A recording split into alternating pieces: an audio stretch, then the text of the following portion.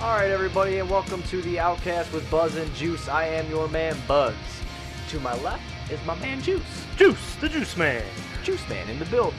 So we got a bases loaded show for y'all today. Bases loaded. I'm bringing that back. I know. I always like when you bases load yourself. Yeah. Oh no. Uh-oh. My bases load. All right. Fantastic. If y'all are new listeners, just so you know, we aren't experts. We're not in the trenches with all these guys that do this for a living. We're just outcasts. That's why we're outcasts. With a microphone and a beer. Bringing you the best possible sports news and speculation that we possibly can. So welcome to the Outcasts. Hop on. Let's have a ride. Oh, it's going to be great. It's like a roller coaster. Getting into the show today, just plug a couple things. Check out the Mockery Podcast Network, which is, It's us. Yeah, that's us. We're a part of the Sports Mockery family. We're on the Mockery Podcast Network, along with our brethren, covering the Chicago White Sox, Chicago Cubs, and all the baseball, Pinwheels and Ivy. Make sure you guys check them out. Give them a 5-star rating and a comment on iTunes. Check them out on YouTube, and subscribe to their page. Follow them on Twitter, too, at Pinwheels and Ivy.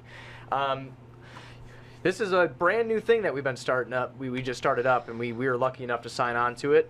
Last week's show, for first-time listeners, was just... It was just a pilot. It was a pilot. It was a pilot that was intense as hell. Yeah, it went over really, really well. Let's thank C-Red Fred and Bull Scripted for coming on again. Great content. I got a lot of feedback. I don't know about you, and obviously via our Twitter page, go follow us at SM Outcasts.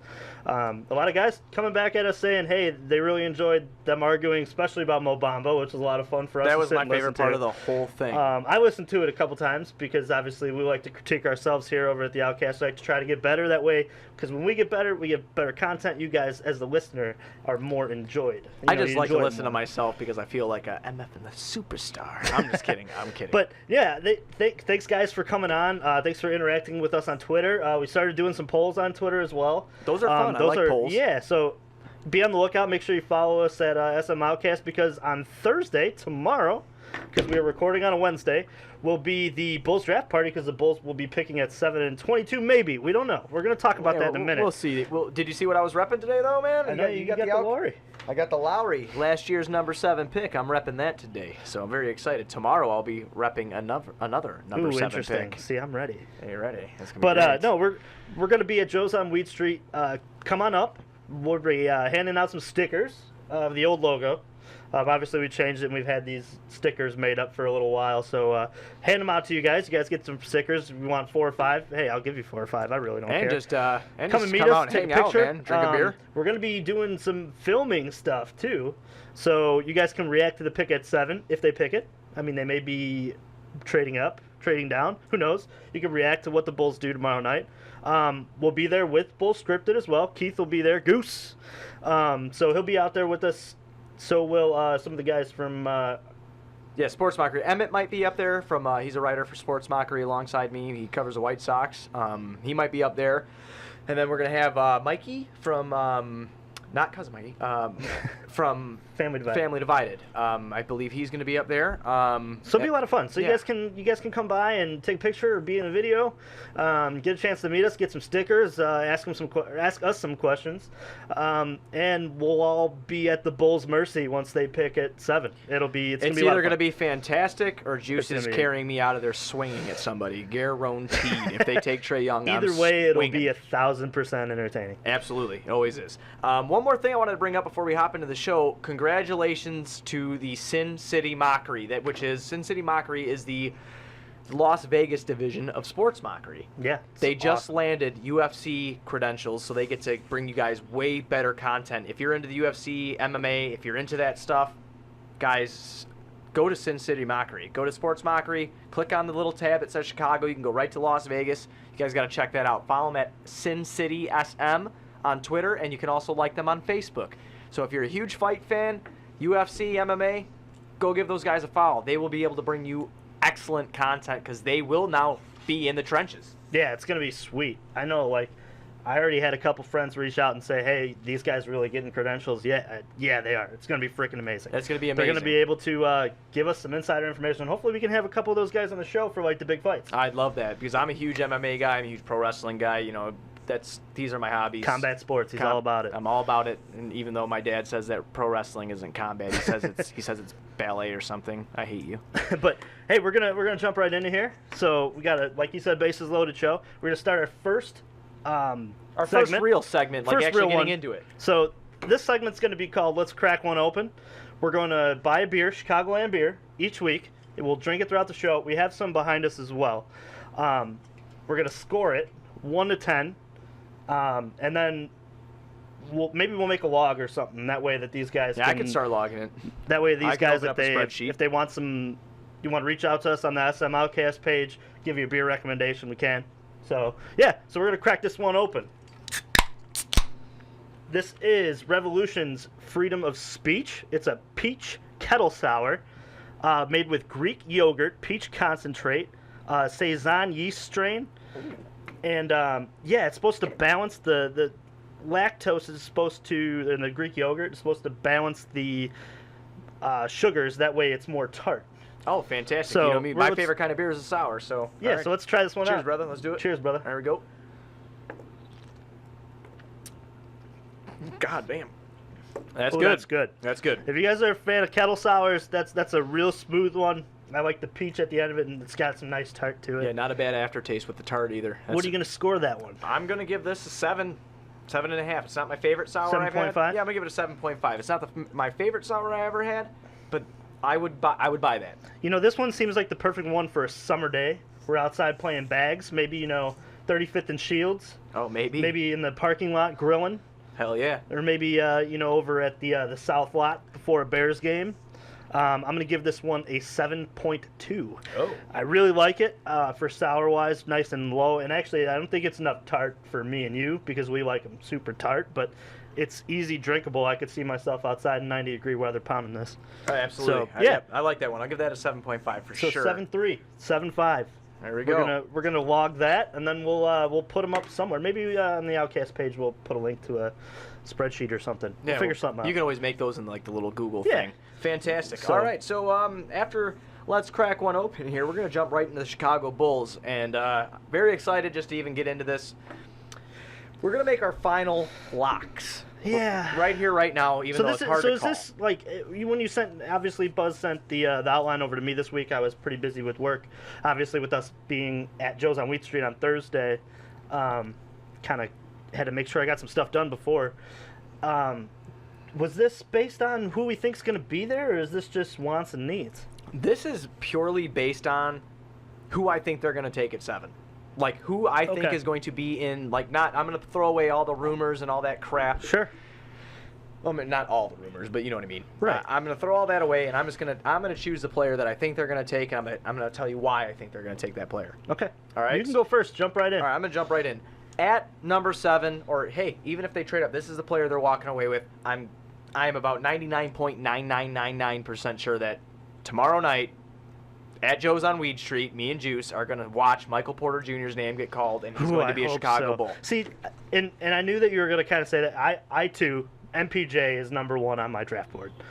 I just feel like the Bulls are going to have to trade up, or they're going to be suckered into trading up. Right. Because with what's going on with Sacramento and Memphis and Atlanta at 3, they've done really nothing to leak what they want to do in the draft. So it's going to be really hard for the Bulls to read it. So I feel like if one of them go during the draft and say, hey, we are going to take MPJ, if he's healthy, and the Bulls did their, obviously they did the medical research on him with their own trainers. So if the Bulls don't trade up to get him, or if they don't take him at 7, let's say he does fall, it's because the Bulls know something is wrong with him. Right. So, to me, I feel like that's the Bulls' pick because they're going to move 7. I really do think they're moving up. Because we've heard nothing but that they're moving up for the last 48 hours. Yeah, Vincent Goodwill dropped that article. I don't know if you saw that yesterday. I shared it with your thing on Absolutely. Twitter. But I just think that even before that, I don't need to necessarily. Vinny Goodwill has good stuff. I like him. He has good stuff. But I don't think that everything that's actually been going on within the draft and all the rumors leading up to this draft and all year, I mean, just God, I haven't seen a player more rumored besides DeAndre Ayton going number 1. Right. No one knew who was going to get number 1 before the lottery, obviously, but MPJ's been married to the Bulls like for a year now. Mm-hmm. And I mean, obviously, he's done a lot on his own merit to try to get here. Right. So, if that's the marriage and that was what's already been discussed, maybe he's influenced those 6 teams in front of him to not pick him, which is very possible. Right. Considering that he missed a workout. Obviously, he came back and did that workout. But from everything I've heard, a lot of teams are very weary, and he's dropped significantly in a lot of different mock drafts. So the ones that had him going 15th are just those are ridiculous. Yeah. But I have seen some that he's actually there at 7 for the Bulls to take. I have seen those too, and they actually pass on him. So hypothetically, if you're in the same boat as I am and we're rowing together here, hypothetically MPJ's gone. Who do you hope to see them pick the Bulls at 7 if they stay there, and who do you hope that you don't see get picked? I don't want Trae Young because I see, and I think we agree on that. Strictly because you're not drafting at a place in need at that point, and with a pick that high, it would just be, to me, with how they spoke about Dunn at the end for the press conference, and they said he improved. He's making strides to be that guy at the point guard position. To pick Trae Young, and I know that C-Red Fred had said that you can move him to the 2. I don't like that small lineup when, especially, he's going to get blown by. In my opinion, I don't think he's going to be a bust. I think he's going to be a contributor for a team, but at 7, I just think that you're drafting maybe a potential bust backup point guard type guy. At 7, you know what I mean? At 7, honestly, at 7, I think he's a bust. Yeah, and that's the thing, too. The at Bulls like were 11, terrible. 12, 13, 14, role player. Yeah, the Bulls fine were with that. terrible defensively last year, and if you put him into the mix and you don't get any better, like, at the 5, like, let's say that they do go with Chandler Hutchinson, and that's the 2. So you get Chandler Hutchinson at 22. And you get Trae Young.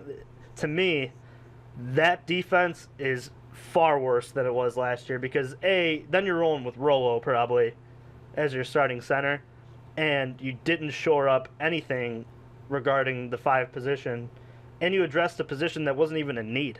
So to me, that's a huge miss for the Bulls if they make that pick. Yeah, I definitely don't want to see, and a couple are going to blow you away here. I definitely don't want to see Trae Young. I don't want to see Colin Sexton, and that's because I'm a Chris Dunn homer. Yeah, I'm not going to lie about it. I don't want to see any point guard. I think we don't need it. It's not a position in need. I also don't want Luka Doncic. Yeah, and I'm with you on that too. I do like think if he's there, cool, but I don't like the trading up rumors for him. Yeah, that's so help me, thank dude. you. So help me, God.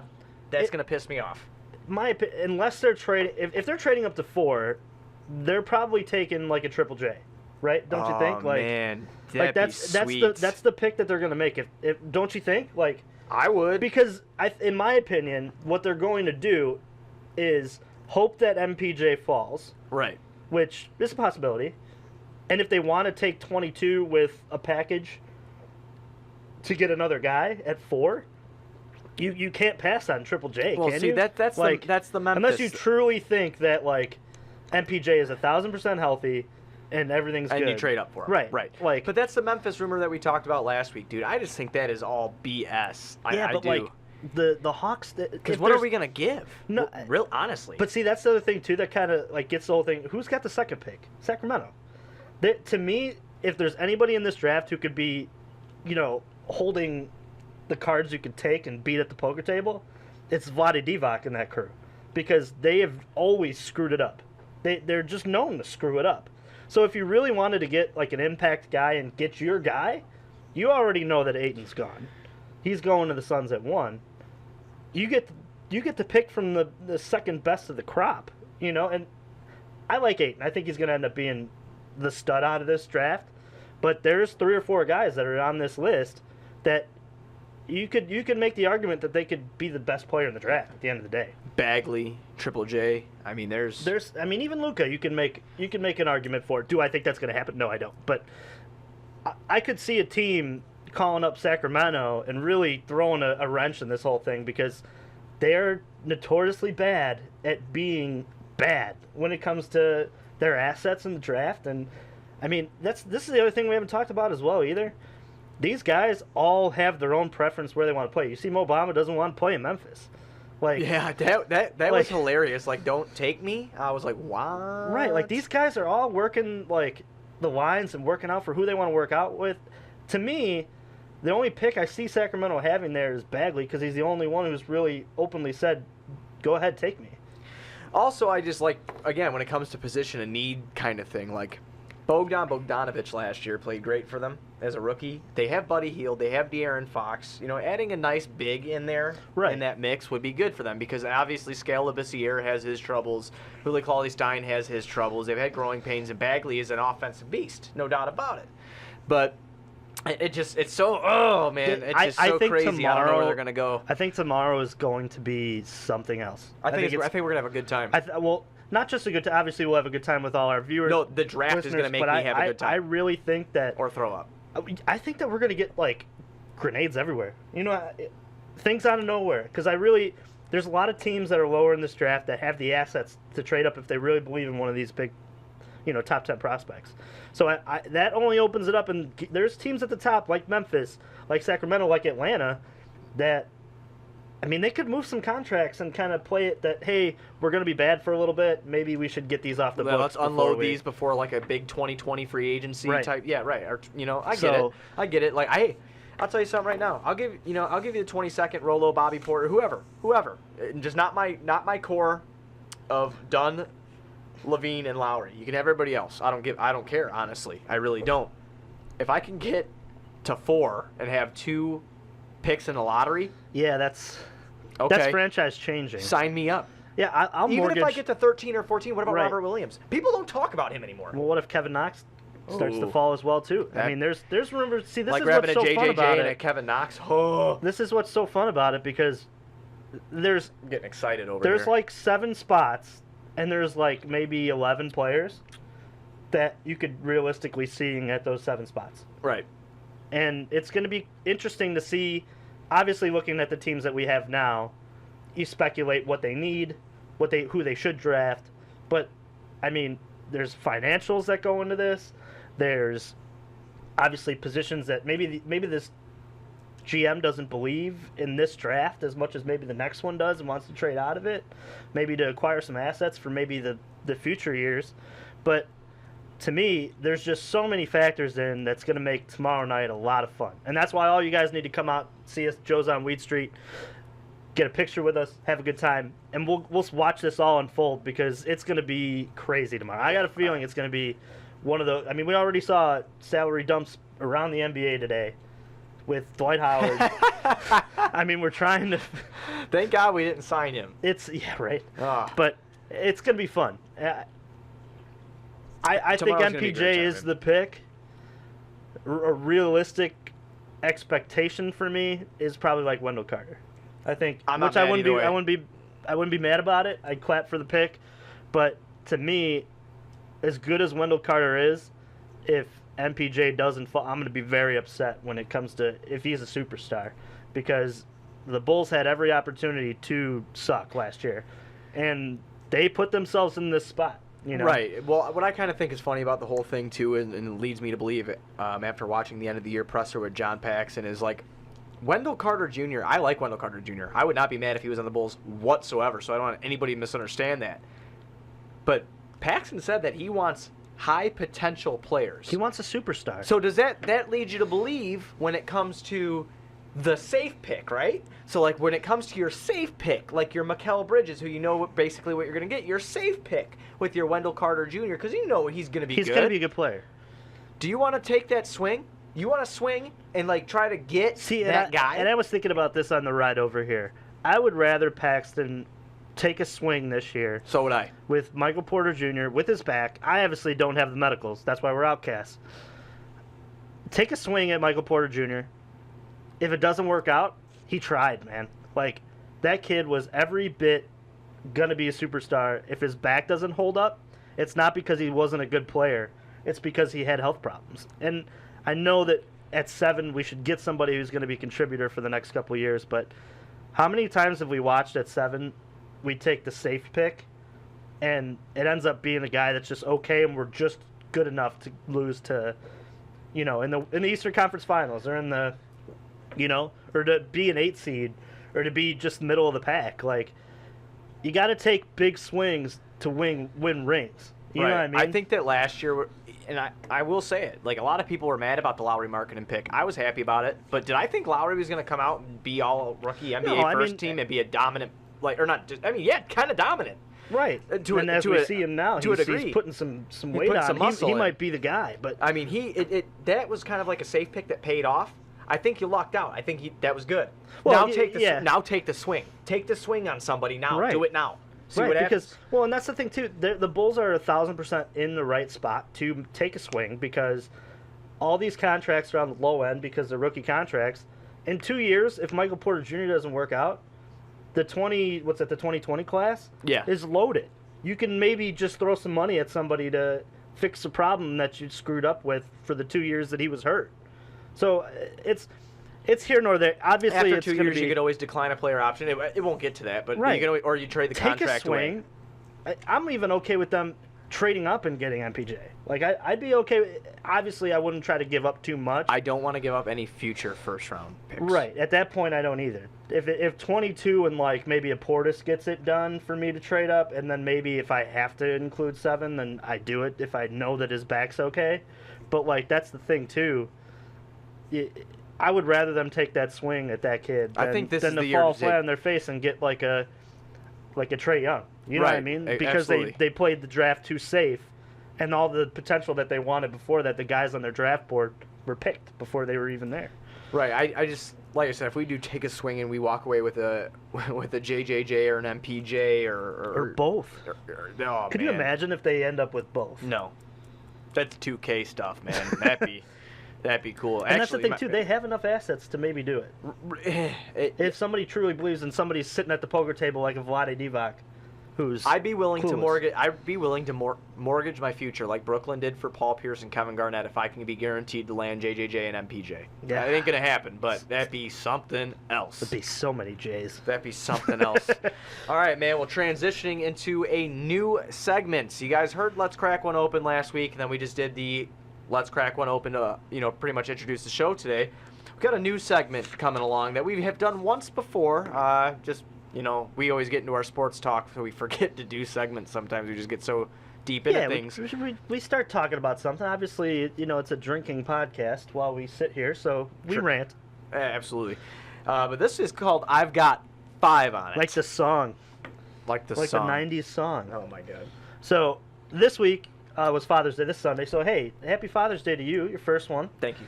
Thank you very much. Happy Father's Day to my father, to your father, all the fathers out there. I love you, Daddy. So I was in the car after Father's Day on Monday thinking, what a great segment. I got 5 on it. The 5 Chicago or just general sports figures that played in any of the MLB, the NHL, whatever you wanted to say, whatever sport. The 5 dads you would want as like sports figures.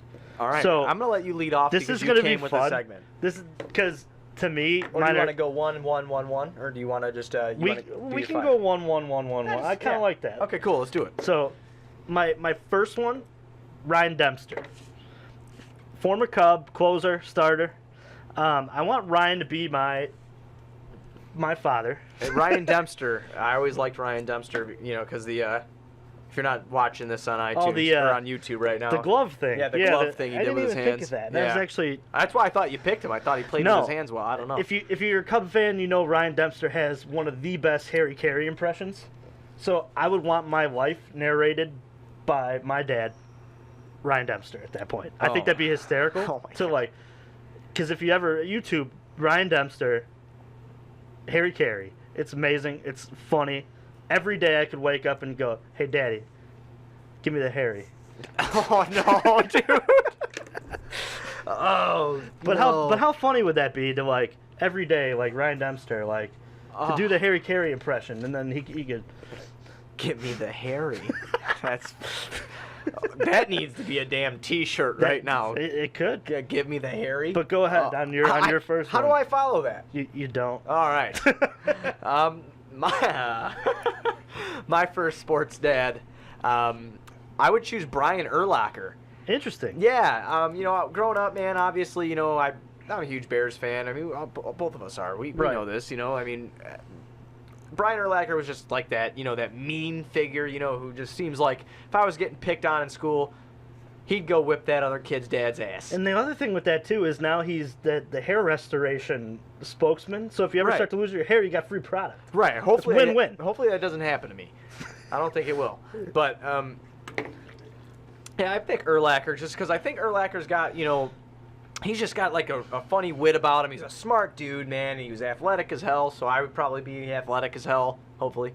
And he had that like I give no F's attitude, like he was with a porn star, I mean, he was just Brian Urlacher was the man, So I would choose Brian Urlacher as my the first one. See, I like that one. I like that one. Thank you. So then for my second, these are in no particular order, by the way. No, this is just. So then for my second one, I went with Charles Peanut Tillman. Oh, that was a good one. Strictly, he's going to be a CIA operative. I don't know if you saw that sports story. Oh yeah, I saw that. He's went through the CIA training. I think that's going to be because think about it. Like if the world ever starts to end, he would have a chance to maybe make it. Like, you ever see that movie? What's that? 2012, where they get on the boat. Yeah, and I know what you're talking about. And only the rich people stay. He's got a shot because he's in the CIA. So maybe he could sneak me in and I could make it. So this was strictly strategic. Not only that, and but cool. He's a cool guy. Peanut is what I mean? With charities within the Chicago. Right. He was he's up a there. philanthropist. Yeah. So. He was great, man. And he seemed like he remember his daughter had that issue. Yeah. And he was a very attentive dad too. Mm-hmm. So I'm sure he would have been great. My second pick is going to be the big hurt Frank Thomas, just because, man. Frankie, man, he was the man, and he makes, he's got hot sauce, he's got a little grill thing coming out. I mean, Frank freaking Thomas, Big Hurt Beer, Big Hurt Beer. I think that's gone now, though. I think he actually. I guarantee still, he has a lifetime cases. supply. He's got cases. Oh, somewhere. absolutely. So he likes to do all the things that I like to do. He likes to play sports. He likes to drink beer. He likes to grill, and he's friggin' huge. I love that idea. I met him before. I don't know if you knew that. No, I did not know that. Yeah, we were by spring training. Me and my dad went for Cubs spring training one year. He was in the breakfast area. I didn't have the best impression of Frank Thomas at that moment. Everybody says that he's a nice guy. To me, he just seemed like he didn't want to give me the time of day. Yeah, my dad doesn't like to be bothered with BS. So. Yeah, I mean, I get it. But he was it was actually the year he went in the Hall of Fame. So I walked up to him and I said, "Hey, congrats on the Hall," and I tried to shake his hand, and he didn't shake my hand. I was like, all right, man, I get it. I probably wouldn't want to be bothered all the time either, but still, well, then don't go out in public, Dad. Yeah, so I was kind of saying. Public. But yeah, so I liked that one. My third one I got on here, I got Kid K, Kerry Wood. Oh, jeez. I mean, fireballer. If he was my dad, I'd have that arm. I'd be like, Dad, I'm gonna strike out 21. He's just a quiet, humble Southern kid, just loved baseball, huge Cub guy, great. He has that strikeout cancer charity too, I think. Oh, right on. Which he's huge into. Seems like a big philanthropist. A lot of these guys they got their charities and stuff like that they absolutely contribute back in the communities and stuff like that. But Kerry Wood just seems like awesome guy. I want that arm, man. I just want that second chance to see what Kerry Wood would have been like if I were Kerry Wood, I feel you. I get it. All right, well, my third. See, this is where it gets a little weird because I switched him up a little bit. My third is going to be Nick Diaz. Okay. MMA fighter Nick Diaz. MMA fighter Nick Diaz. Just so give people a little tune in on him. He is I don't know. I think that he could. How I grew up and how he grew up are kind of similar, and I think he would just fit in with our family real good. Middle finger up all the time. If you don't agree with us, middle finger up. And then when I get pissed off, I like to walk around and go 815 because that's my area code. Uh-huh. And he says 209, but I say 815. So as soon as you hear me screaming 815, punch somebody right in the face. So, and I think he'd approve of that. So that's why I chose Nick Diaz to be my other dad, because I think that would be funny, and I'd probably go to prison. I wouldn't last in prison. You wouldn't last at 5 years old. You'd be in juvie easily. Oh, absolutely. I don't. We wouldn't be podcasting if Nick Diaz was your father. No, 815. I'm surprised you didn't go with Nate.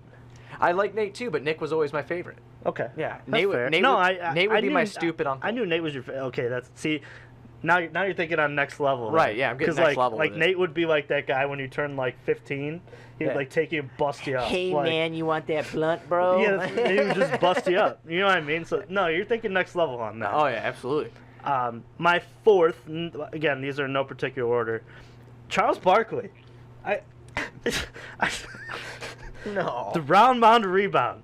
I always thought that like Charles was like, to me, the funniest, honest, and I'm low key very inspirational because like he was doubted via like how tall he was for his position, and still, I mean, they call him the round mound to rebound. Like I'm not a role model. he's not a role model, but like, hey man, Charles Barkley. Did you watch him on Family Feud a couple nights ago?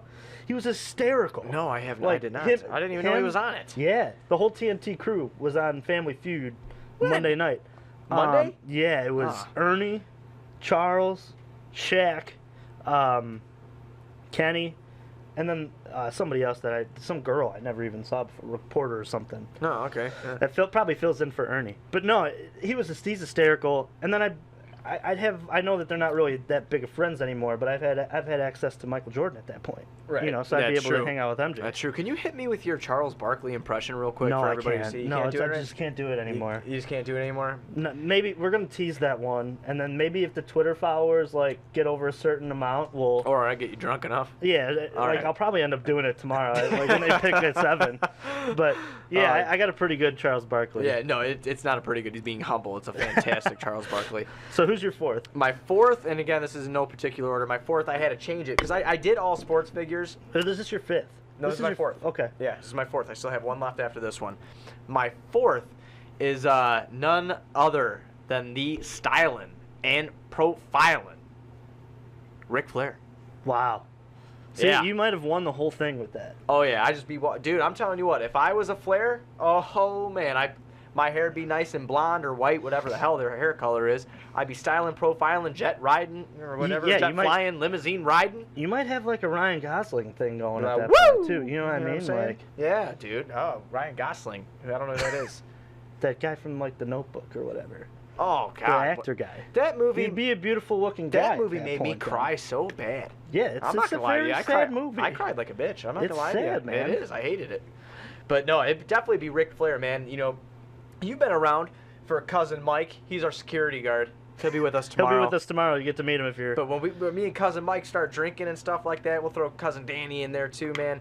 We'll start doing them chops, them Ric Flair chops, you Oh, know, I and be know. like, woo, you know. So I mean, I would pick Ric Flair for sure because he would show me. That's a good one. He'd show me a lot of cool things about living the high life and you know, getting women and whatnot. I mean, I don't need women because I'm happily married and love my wife very much. But you know, Ric Flair would show me the tricks of the trade. That's the thing too, man. Like in this, I got 5 on it. Who's your dad?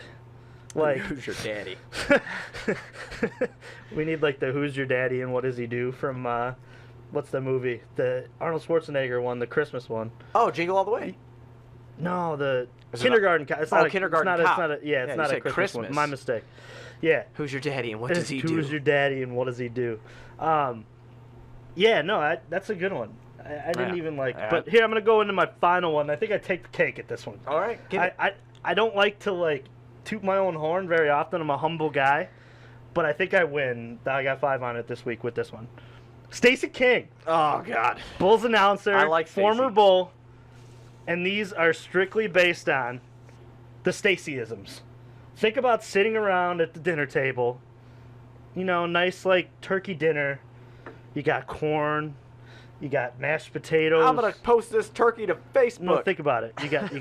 You got green beans, and you know you got the roll, and you go, "Hey, Dad, can I get some butter with that roll?" Oh no. Think about it. Think how funny that would be. Like all the Stacey-isms, the spin cycle, the hey, that's you're at the grocery store. Maybe they're handing out samples there to Sam's Club. Hey, Dad, that's free cheese.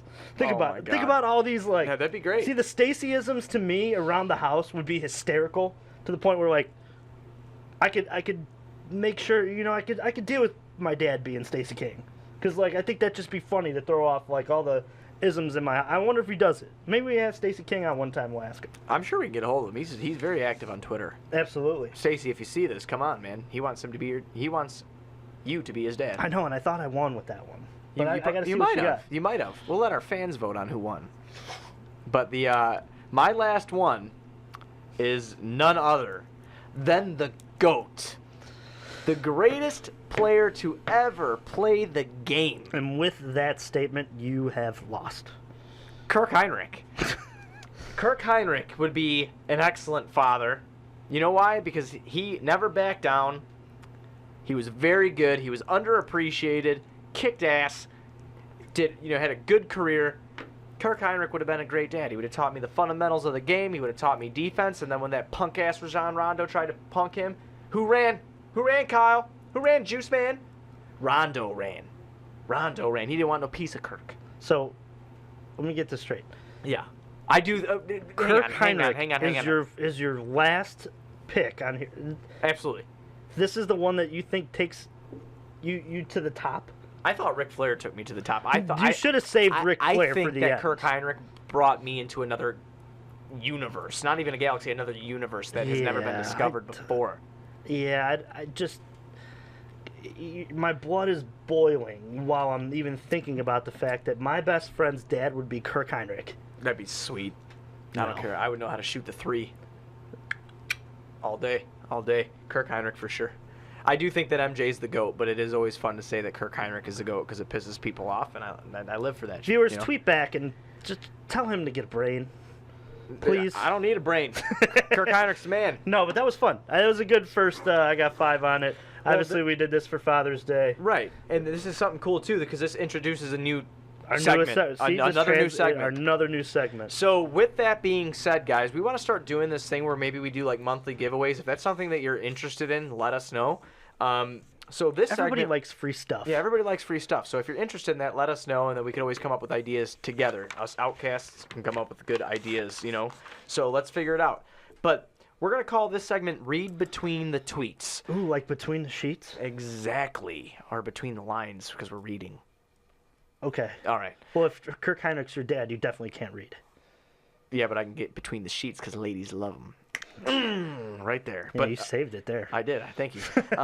Yeah, but so reading between the tweets. So if you guys could have 5 sports figures as dads, excuse me, let us know who they'd be. Go ahead and tweet at us. Tweet at the SM Outcast page. Yeah. On Twitter. You can even comment them below on YouTube too if you're not like a Twitter person. Yeah, go ahead and do it on YouTube also. We're gonna put them all in the. Right. So you guys together. Go ahead and throw that in there. We always look at everything. We look at all the comments we get. We're very active on Twitter. Yeah, so. and we thank you guys all for your interactions as well. Yeah. It's tough, and it's also cool for me and him to come home from a long work day where we both get beat up, and we look at those comments, and it's essentially people telling us that they enjoy what we do. You know, it's a lot of fun, and hey, we enjoy bringing it to you. It's a lot of fun to. That translates into today too, because it was a rough day, and I was like, man, I don't know if I'm gonna be able to do this when I get home. But then as soon as I got home, I'm like, all right, I got my second win, man. We're gonna make this happen. But yeah, the read between the tweets thing, guys. Go ahead and tweet at SM Outcasts. Go ahead and give that a follow, or go to the YouTube page. Go ahead and give that a subscription. And then comment and let us know who your 5 dads would be. And then I think that we can try to work something out where we'll all come up with ideas together on like maybe a T-shirt, maybe a hat. A T-shirt or a hat or a sticker. We'll figure something out. Yeah, something cool. It'll all go into a pile and we'll draw. Yeah, we'll draw a winner. Absolutely. So that was our couple segments for the show. Let's crack one open. I got 5 on it, and read between the tweets. Stay tuned for more segments. Yeah, we're gonna be doing more than just that. So getting into the MLB Roundup with our Sox and Cubs talk, we got our brother in over at Pinwheels and Ivy that do a lot of that. So we're going to keep it short, sweet, and to the point on things that happened within our organizations this week. And since you started with I got 5 on it, I'll just roll it right into this White Sox, so that's cool with you. Yeah. Luis Robert was called up to, he went from lower class single A to high class single A Winston-Salem, which is awesome, because a lot of people thought he was going to start there, Right. But that outfield was so stacked. He was coming off the injury too, right? So Absolutely. they're trying to work him. So that's exciting because he's been doing real good. He had like 6 doubles or something like that. He was batting like 285. Like he's doing real well. From what I've read, and I don't get to watch a lot of his stuff, obviously, but I get to see clips and stuff like that. But him getting called up was really good for the White Sox this week. Carlos Rodon has had 3 starts. I think that our initial night that we recorded was his first one, if I'm not mistaken. Yeah, it might have been or something like that. So he just had his third start last night. He had a rough night. What I was just saying before actually we went on air was that I don't think it's a talent issue with Rodon. I think that he gets in his head sometimes and he just makes some boneheaded decisions, But I mean, hey, if I was standing on the mound, I wouldn't even be able to do half of what he does. Yeah, and that's you're not betting on it. You're hoping that he becomes something. Obviously, Absolutely. this is way early in the White Sox rebuild, in my opinion. Some have said that they're much farther than they think. I to me think that they're actually maybe a little bit farther than their projection, based on some injuries, based on the slow moving of the prospects, slow development. Does that make me think that they're not going to do it? No, I think that the White Sox are going to be a powerhouse within 2 years, but it's going to take some time. And like you said, it's in his head. He's going to have to learn to take his time and really learn as a pitcher. And you're not really betting on him to be huge in the rotation. You're hoping. I'm hoping he can be our 3. But like, is the writing on the wall for this guy already? Like, I mean, no, it's too early. It's still too early. And that's what I'm kind of saying. He's coming off an injury. He just got back. Right. I'm not scared about Rodon. It's it even goes back to last year. He gets in his head and he makes boneheaded decisions. Yeah, it happens. Well, he's a young guy. Right. It's going to take a while for him to learn. Obviously, these guys struggle when they come up, and he's struggled, but he's, like you said, he's also been hurt. He's had some issues, so he'll be okay. Right. It's gonna work itself out, and if it doesn't, you have plenty of arms in, the minor leagues that could fill the void. You do. Right, and the last thing that I wanted to bring up about the White Sox and just talking today is I've seen a bunch of articles, I've seen a bunch of speculation on whether or not Jose Abreu is going to get traded, and I just wanted to give my opinion on that real quick. For me, yeah, if he could bring in, more prospects or something like that, it'd be a good call. Out of the loyalty and everything that guy has said that he wants to stay in Chicago, I really screw the prospects. We have enough of them. I'd like to see him finish his career with Chicago. I know it's a bad business move, though. It is a bad business move. I understand that. I get that. Like, I like Abreu. I think that he's right. done a lot for the organization, and at the end of the day, I'd really rather keep him. And the reason I'd really rather keep him is because he's still producing at a high level, and I'd like to see him stick around. If we do become a powerhouse in 2 years or so, he could still probably be a part of the team and doing something. So that's just my thing with it, Yeah, I just think that his value on the trade market is going to be too high for anybody in the White Sox organization to pass up. So if he does command a couple of high-level prospects, how do you not pull the trigger with the state that your franchise is in? It's tough to, and we're trying to figure out where all these guys are going to play. Obviously, when they drafted Madrigal, it'll be interesting to see the way that the infield looks. Yeah. So if you trade him, it does maybe potentially open up a slot where maybe you move, and I know that you're probably not for this, maybe you move a Moncada over to first, or he's got the hands to do it. It is what we're not going to say. To me, it's way too early to pick where these guys are going to be position wise. It's like when the Cubs were in 2014, 2015. Not 2015, 2014, 2013. When they had all these guys in the pipeline, it was tough to, this guy's going to play here, this guy's going to play here. Well, you don't even know if these guys are going to be full contributors yet because you don't know if they could play Major League Baseball. Right. So it's hard to, other than Moncada, which we've seen some flashes out of him, it's hard to pinpoint where a guy's going to be. And we've talked, on recent podcasts about Timmy Anderson and his struggles at short. Him and Moncada have actually just been trash lately. Both right. of them. Well, it's in the field. And if Moncada just coming back too from and the it's injury, also Moncada's first year as in the bigs, too. So it's an adjustment type deal too, where it's his first full time year, right? That's what I'm saying. Right. So, I mean, this is the dog days where you could see the All-Star break, and you're like, okay, when is this getting here? Maybe you start to see some power numbers down. You start to see some lack of focus. It's tough because these guys they play such a grueling schedule that when it's your first year, it is really an adjustment year. This is his first big league year, so right. We'll see. Yeah, and I just wanted to stat correct myself real quick. It was I said 285 for Luis Robert. It was actually 289. Okay. Whatever. Now, and that was just spewing off the top of my head. I said 6 doubles, didn't I? It was only 3 that's doubles. one of the guys that you need to come through. I mean, I'm very excited Eloy for him. And Robert, they're going to be the 2 guys who are mainstays in that lineup. And right. I'd be checking the stats. I remember looking to see what Chris Bryant was doing when he was playing, third in Iowa. Well, for Iowa for those 14 games. All of our dudes at Sports Mockery, all of our fellow guys over there, talking sports and stuff like that. I've learned so much. I mean, and you know me, I love baseball, man, but I've learned so much. These guys are just diehards. I'm talking how I am with college basketball. Yeah, these I love guys baseball, but these guys, especially Pinwheels, I mean, they really go in a huge depth. I've learned baseball. so much about all that kind of stuff. I listen to them every week. Yeah, I really enjoyed their show, man. It's fantastic. So yeah, make sure you guys go over to the Sports Mockery page, click on the podcast link at the top, and listen to all our shows that we have up there. I think they're all via SoundCloud, if I'm not mistaken. Yeah, on the website they're all SoundCloud, but you can all find us on iTunes, where you can give us a 5-star rating and a comment. And YouTube, you can find us Google Play. Right. We're everywhere. Yeah, now. we're everywhere. But go ahead and get into your Cubbies, man. Let's hear some Cubbies talk, because I've been kind of, we've been kind of in and out all week from work. So, yeah, what's going on? The Cubs are playing really good baseball as of right now, and as the season kind of progresses into right before the All-Star break here, we're going to hope that they go on this same run. Just took 2 out of 3 out of a good Dodger team. I hate to cut you off. Did you crack open another one? Oh, yeah. Oh. They're behind you, my man. I didn't know you cracked open another one. I didn't even hear on my second. I didn't hear the... I think you're talking about your dads and your 5 dads. Right there. Oh, no. Oh, that makes me sound horrible.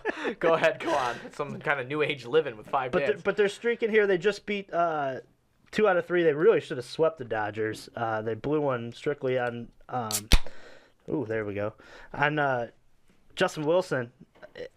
That game, they probably should have won. They probably win that game if Brandon Morrow's available.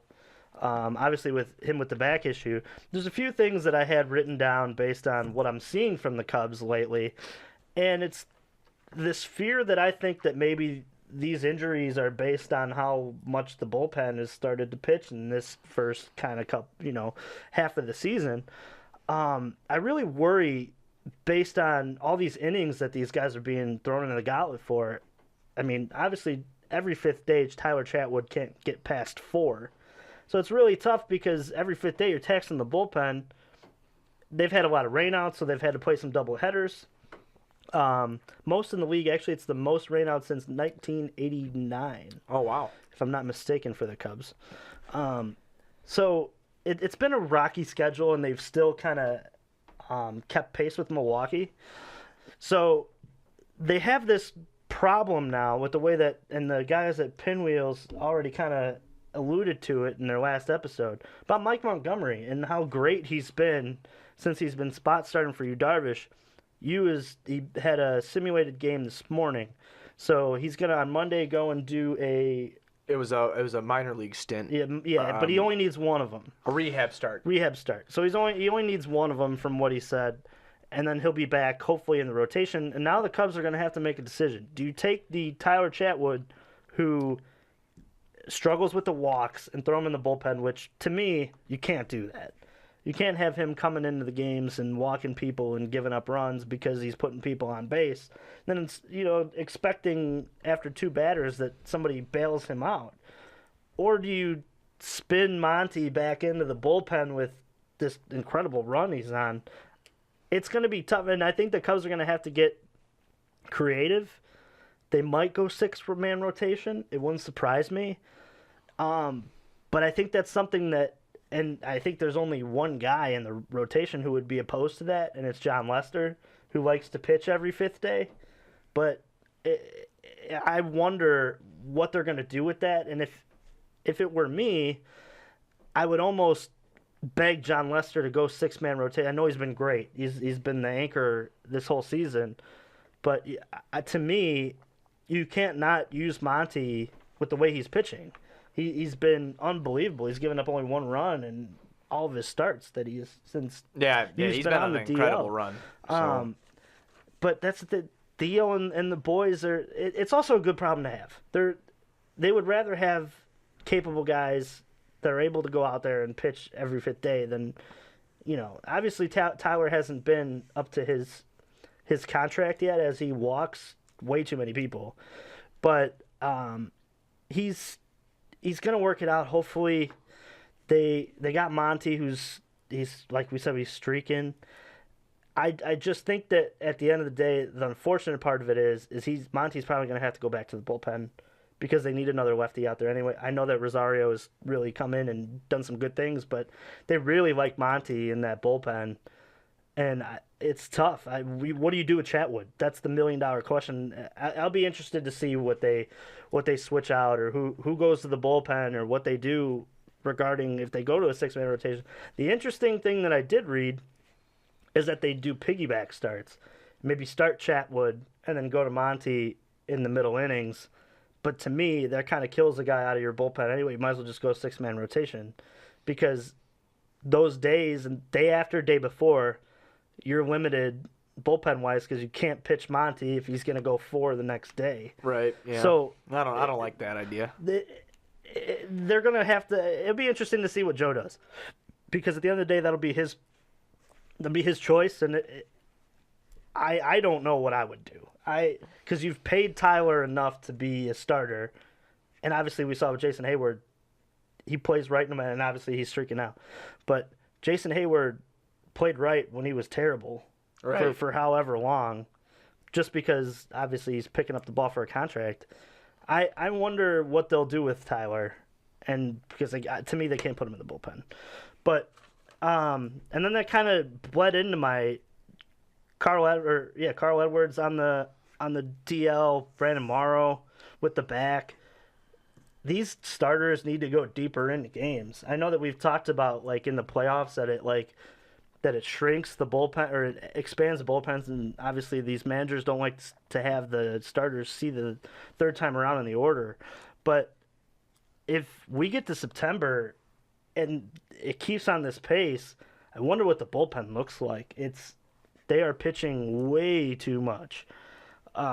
So I hope that whatever they do regarding the starting rotation lights a fire, and these guys can go deeper. And I think if you comes back healthy, and he's the you that we know, he'll fix a lot of those issues too, because he'll go deep into games.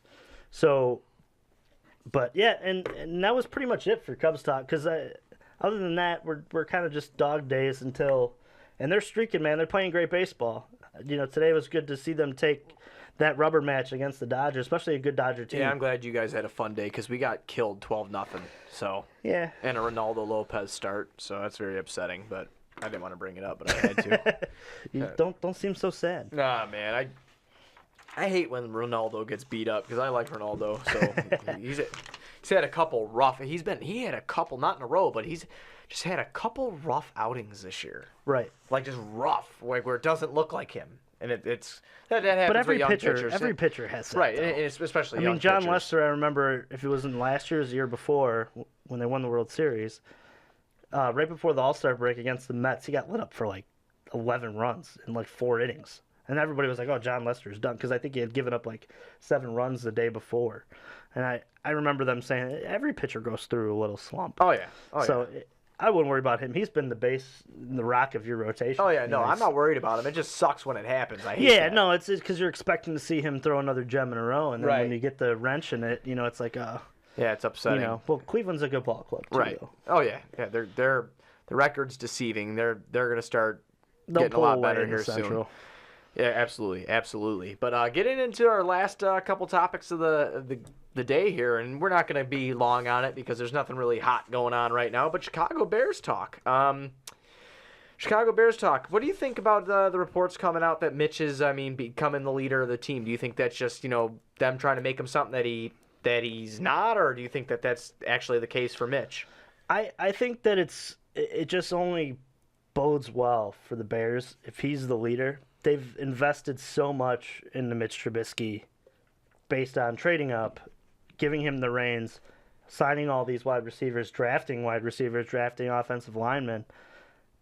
He should be the leader and run with it. It makes me feel good that he's kind of stepping out of his shell and taking the reins and saying, hey, this is my team. And you really hope that based on, in my opinion, if Mitch fails, they all fail. And if they all fail, they're all fired. Right. So, and we're sitting in our seats at that point. With a $10 beer and a pocket full of dreams for next year. Right. Well, not even next year. They no, you know what I that... mean. Next year. I have to say that every year. Right. Next but year. That's what I'm saying. That if they have to restart and find a quarterback, they're in trouble. So, but I think that with the marriage that they've linked with Nagy and with Mitch Trubisky and obviously with Ryan Pace trying to give them every weapon that they can on the offensive side of it, I think that it's good to see Mitch Trubisky stepping out and taking the reins and saying, hey, man, this is my team. I'm ready to take that next step my second year here. Does it make me feel like the Bears are going to be contenders next year? No, because everybody looks good and everybody sounds good when they're in no pads running around throwing footballs in shorts. Right, it's OTA. It's fun. It's good to see them with the camaraderie, them all believing in each other. But let's be honest here, it's way too early to sit around and talk about winning the division or. You know who I think listened to the show? Who?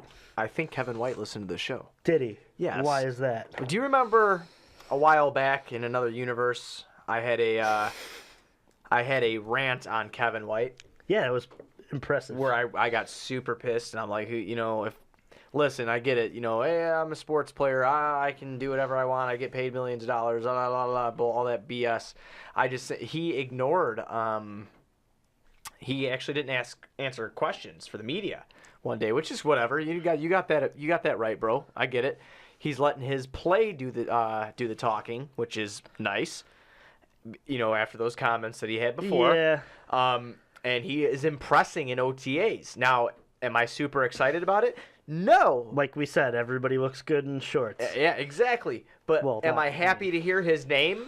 Yeah, I am. But, am I impressed? No. I mean, not that you need to impress me by any means necessary. I'm a dude drinking a beer, sitting in the basement, and, doing a podcast. I'm an outcast. I'm not, Right. I'm not one of you guys, but I do like hearing his name. I think it's tight. I think, hopefully that this can be where the season where Mitch breaks out, Kevin White breaks out. That'd be sweet, something crazy. Do you think that somebody in the Bears organization kind of pulled him aside and said, hey, you should shut your mouth until you play more than 5 games? That's possible. They handed him $20 million to do nothing. So, I guess, yeah. I don't know. To me, his agent or somebody probably pulled him aside and said, hey, this is probably not good for your stock. Yeah. Because you're putting a lot, and I know that it's do or die. Looking cocky as hell. I understand it's do or die for him, but if he fails, he's still, let's say that he fails, but he's healthy. He's just not on the right page for the offense. He's going to get picked up by somebody, maybe in a different system, and he'll make the argument that the system didn't fit him. Well, he might go play in the XFL or the CFL. Is that 2 years down the line, I believe? XFL's 2020, I think. Yeah, it's 2 years down the line. I just want to see Vince McMahon come out. This is where we need a soundboard now. Do. This is the XFL. That was so much. I miss the XFL. Me too. He hate me, bruh. But yeah, I hope that Kevin White comes in. Like you said, show it with your play. Right. It'll all be decided over if he can stay on the field and if he can be productive. And none of us know that. Oh yeah, absolutely. Absolutely. And then one more thing about the Bears. Are you happy about the orange jersey return? Well, considering I thought this would be a fun one. Considering the last time that they had the orange jerseys, the record in the orange jerseys was 4-2. I will invite the orange jerseys back. They seem to play better than that. I know, but that was also the reborn monsters of the Midway with, but they were also Reebok, it's cool. Not Nike. It's cool. Don't get me wrong. I'm happy. I was a big fan of the throwback jerseys that they used to roll out on Thursday nights. Yeah, I know what you're talking about. Or like the occasional primetime game, they'd wear those. But yeah, they're cool. It's a jersey. I had the orange jersey with the Forte though. Well, that was the first jersey my dad ever bought me when we were at a game. It was an orange Reebok, legit one that was expensive too. He got it for me at the game. Well, and anytime you buy anything at the game, it's marked up 50% more. It was an Urlacher jersey. Right. I remember that. Yeah, that was my first one that I ever got. The actual legit jersey was the orange Urlacher jersey, and Man, I think nostalgia. Yeah, you know, like for me, because it's cool because like you think about like when you were going to the games when I was a with little your kid dad with my and old little- man, Yeah, and I had that same reaction when I saw him on Twitter. Right. It's cool. Nike has a good design for them. They're a little different. they are a little different. Yeah, they are. But yeah, does that mean I'll buy one? Probably not. But I mean, Oh, no, it'll be cool to see them, and if they play like I just said, if they're 4-2 in those, and they do that again, then hey, It's so I'm funny, down for dude. them to Like wear 'em. I don't have a lot of jerseys. I have a Cutler jersey. I got a Urlacher and a Peyton jersey, and I got those for Christmas. right. And then I got a Jordan, a Pippen, and then the only two White Sox ones, or I have three also, two White Sox ones. I have a lot of Bulls ones, but I have a Scotty Pods legit jersey. I have a Joe Creedy legit jersey, Frank Thomas, and Harold Baines. I don't really like wearing legit jerseys. I like jersey T-shirts, man. I don't know That's why, fair. because like I just don't. It makes me feel To me, it weird, depends. you know? To me, it depends on the time of year. Like, if it's like super cold and it's December and I'm at the game, You throw a I'm jersey like, over there? Yeah, I'm Yeah. like buried in a hoodie, Right. like I don't care what looking I'm wearing. like Ralphie in Christmas Story. I can't put my arms down. But yeah, I like that the orange jerseys are back. It's like you said, it's nostalgia. Yeah, it's a cool thing, man. And if they play well in them, I don't care what jersey they're wearing that day. Right, I agree with that. So if you guys are listening on iTunes, go ahead and drop us a 5-star rating and a comment down below on why you chose to listen to us. We actually got a lot of them last week after our debut saw episode, that. so like thanks Yeah, so thank much you. for that. Yeah, we truly, truly appreciate that. Make sure you go to the Mockery Podcast Network, check out Pinwheels and Ivy and ourselves. Same thing with those guys, 5-star rating, comment down below on why you chose to listen to them. Go to YouTube for Pinwheels and Ivy and the Outcasts with Buzz and Juice. Yeah, if you want to see our pretty faces, if you we're wanna- on that if you avenue as well. want to see how we look And see also, if you want to see our pretty faces, make sure you come out tomorrow at Joe's on Weed Street. Joe's on Wheat Street. For our appearance. We're going to be there with Goose. Goose Bowl Scripted, as well as Guy from Family guy from- Divided Podcast. Yeah, Mikey, right? Yeah, so I know his Mikey name, dude. or I've been drinking. Yeah, it'd be fun. Come meet us, get a sticker. They're the old logo, so the ones that are made from the old logo are the only ones there, so they're going to be vintage. Yeah, you're gonna have a vintage Outcast logo that lasted like literally 4 days. We've actually had it for a few months. We but, have. Vintage. It is. Vintage. So- But if you're on YouTube, like, comment, and subscribe. That's the most important part. Subscribe and like and comment. And make They're sure all you very follow us important. on the SM Outcast Twitter as well. Yeah, follow us on That the way, SM if you Outcast Twitter. aren't able to go tomorrow, maybe we'll drop a little video Periscope type deal. Yeah, absolutely. And then for all of your sports reading needs, go to sportsmockery.com. And yeah, That's the cool thing. You can listen to us while you read articles about your favorite teams. That's Imagine fantastic that. stuff, man. That is fantastic stuff. But Well- yeah, this was fun. No, yeah, it's always fun. It's always fun. We're the best around. Nothing's gonna ever bring us down. I don't know, man. All right, we will be back next week with a bunch of awesome new bases loaded topics. Be sure to check us out, like Juice has said. Joe's at Weed Street tomorrow. 6 p.m. is when the draft starts. We will be up there Probably around 5. probably around 5. I would assume we're gonna try to get there a little early. We both have to leave our day jobs a little early tomorrow for this, so yeah. But you guys be sure to check us out up there. Joe's on Weed Street. Like, comment, subscribe on YouTube. 5-star rating on iTunes. Download us. Tell your friends about us. Tell your mom about us. Tell your dad about us. You know, we're coming. Make sure you respond with your 5 dads too. Yes, yeah. Please do the read between the tweets. That segment only works if you participate. Yeah, if you don't participate, it's stupid. But all right, guys. For Juice, for Buzz, we will catch you on the flippity flip. Was that a Michael Scott? Oh yeah. All right. Later. Go to Sports Mockery for Chicago sports, news, and commentary from those who know it best, the fans.